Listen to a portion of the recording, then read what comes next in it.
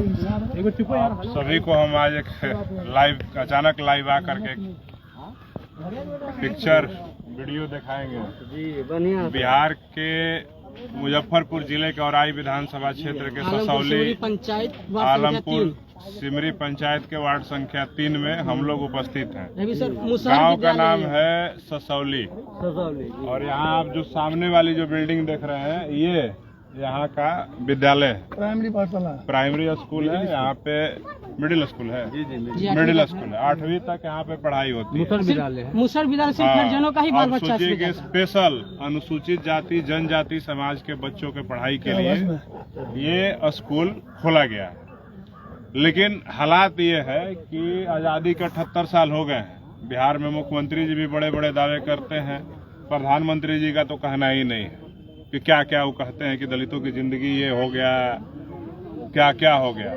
हालात ये है कि बिहार के मुख्यमंत्री नीतीश कुमार जी के सुशासन के 20 वर्षों में इस स्कूल तक जाने के लिए भी बरसात के दिनों में हमारे समाज के जो बच्चे हैं उनको जाने के लिए यहाँ रास्ता नहीं है। ये देखिए ये रास्ता क्या है, जलकुंभी डाल करके इस रास्ते पे समाज के जो बच्चे हैं, छोटे छोटे बच्चे हैं, प्रतिदिन अगर आप सोच लीजिए किसी दिन उनको सांप काट दिया, कोई कीड़ा काट दिया, कुछ भी हो गया, बहुत गड्ढा और अगल बगल गड्ढा भी है, कोई बच्चा अगर गड्ढे में गिर गया तो मर जाएगा।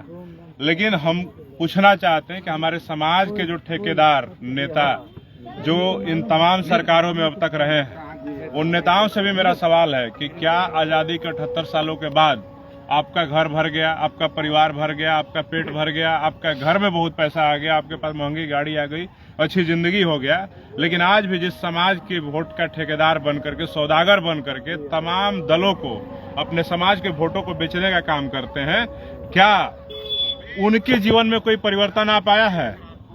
उनके जीवन में कोई परिवर्तन नहीं आ पाया है। ये उदाहरण है कि देखिए कि हमारे समाज के जो लोग हैं, उन समाज के जो छोटे छोटे बच्चे और बच्चियां हैं, उनके स्कूल जाने के लिए भी रास्ता नहीं है।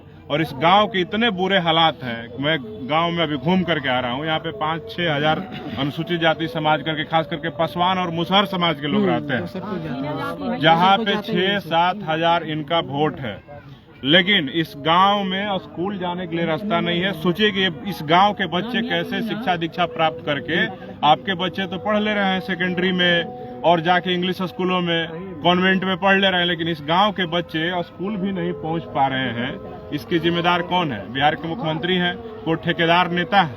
मैं पूछना चाहता हूं इन नेताओं से, इस समाज को सवाल करना चाहिए, आप जिसको अब तक वोट देते आ रहे हैं, कि आपको इस समाज के नेताओं ने क्या दिया? आपके मोहल्लों में आप गर्व करते हैं ना अपनी अपनी जातियों पे, अपने नेताओं पे। मेरा सवाल है कि आप गर्व और अपने नेताओं पे जो सम्मान और उनका पोस्ट, स्टेटस, स्टोरी, वीडियो लगा करके शान दिखाते हैं, मेरा सवाल है कि शान कहाँ है? हमारे समाज के लोग आज भी इस नरक भरी जिंदगी में जीने को मजबूर हैं, जहाँ स्कूल जाने को रास्ते नहीं, इनके मोहल्ले में, इनके गांव में सड़कें नहीं है, गली में ढलाई नहीं, आज भी कीचड़ भरा हुआ है, गंदगी फैला हुआ है, पक्के मकान नहीं है।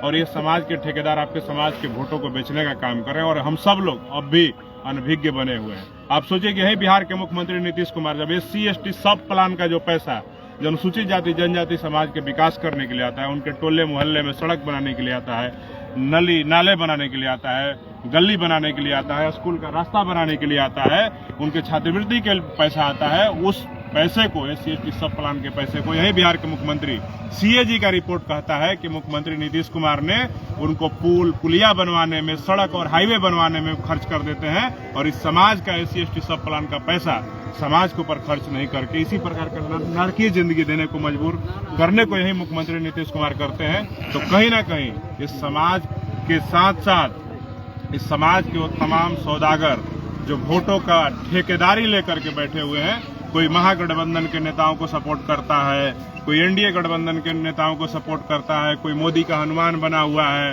कोई उनका चेला बना हुआ है, और कोई यहाँ पे लालू जी का और तेजस्वी यादव जी का गुणगान करते करते स्टेज पे लगता है कि बेहोश हो जाएगा। इन तमाम नेताओं से मेरा सवाल है और इस समाज के लोगों को भी पूछना चाहिए कि क्या इसी के लिए आपने 20 वर्षों तक मुख्यमंत्री नीतीश कुमार जी को सहयोग कराया था?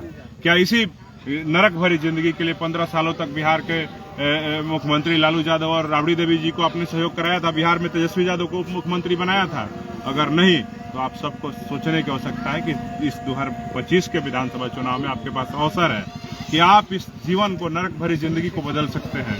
बिहार में आजाद समाज पार्टी कांशीराम भीम आर्मी के 25 सीटों पे उम्मीदवार चुनाव लड़ रहे हैं। हम जिस विधानसभा क्षेत्र में हैं, यहाँ भी हमारे प्रत्याशी चुनाव लड़ रहे हैं। और अगर आप चाहते हैं कि इस नरक भरी जिंदगी से बाहर निकले, तो आपको एक बार सोचना पड़ेगा आपके लिए कौन लड़ रहा है, आपके हक अधिकार की आवाज कौन उठा रहा है, आपके गली मोहल्ले में कौन जा रहा है। अगर आप इन मुद्दों पे अगर मुखर नहीं होते हैं और उसको लेकर के इस बार चुनाव में परिवर्तन नहीं करते हैं, तो आपको पता ही है कि पहले से 6 इस समाज के दलाल लोकसभा में बैठे हुए हैं, 38 विधानसभा में बैठे हुए हैं। पिछले 5 से 10 वर्षों में जब से भीम आर्मी आई है, 38 विधायक न 6 सांसद कभी भी तमाम समाज के मुद्दों पे न खड़े होते हैं, न लड़ते हैं, न बोलते हैं, न उसके लिए लेटर तक लिखते हैं कि यहाँ पे हमारे गांव में जो दलितों के गांव है वहाँ स्कूल जाने को रास्ता नहीं है, उनके गली मोहल्ले में रास्ता नहीं है, पुस्तकालय नहीं है, स्कूल नहीं है, चिकित्सा की व्यवस्था नहीं है, उस पर नहीं लिखते हैं। तो आपको सोचने की आवश्यकता है कि 10 वर्षों में जो संगठन लड़ाई लड़ने का काम कर रहा है, वो अगर उसको आपने सहयोग नहीं किया, तो मैं आपको कह रहा हूँ कि आने वाले समय में आपके लिए लड़ने वाला भी कोई नहीं होगा। मेरे समाज के बंधुओं,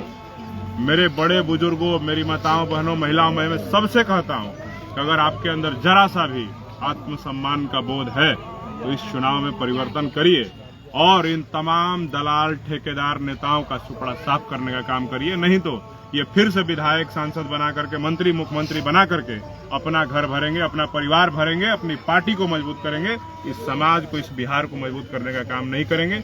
ये तस्वीर मैं दिखा रहा हूँ, आजादी के 80 साल होने वाले हैं और दलितों के मोहल्ले में जो स्कूल है वहाँ जाने को रास्ता नहीं है। ये एक उदाहरण है, सिर्फ और सिर्फ एक छोटा उदाहरण है।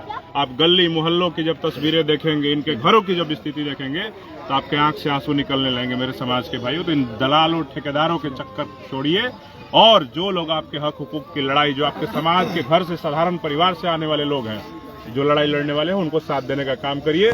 मैं आप सबका शुक्रगुजार हूं कि आप सब ने इस लाइव वीडियो को देखा होगा और ज्यादा से ज्यादा इस वीडियो को शेयर करिए और बताइए कि आजादी के 78 सालों बाद भी 80 साल होने वाले हैं और अभी भी दलितों की स्थिति क्या है बिहार के अंदर, जहां पे सुशासन का दावा बिहार के मुख्यमंत्री भी करते हैं, सुशासन का दावा बिहार के देश के प्रधानमंत्री भी करते हैं, और हालात क्या है, नारकीय जीवन है। अगर इसको नहीं बदले तो मैं बता रहा हूँ आपके जीवन में कोई बदलाव करने के लिए दूसरा कोई मसीहा नहीं आ सकता है। और आप सबको सोचने की आवश्यकता है कि अगर इसको बदलना है तो आपको पहल करना पड़ेगा और आपके पास समय है। 6 तारीख को पहले फेज में चुनाव है, 11 तारीख को दूसरे फेज में चुनाव है और इन तमाम दलाल नेताओं से अगर नहीं बदल सकते तो सवाल जरूर पूछिए कि क्या हम यही नरक वाला जिंदगी जीने के लिए आपको वोट देते आ रहे हैं? क्या इसी के लिए हम आपके गुलाम बने हुए हैं?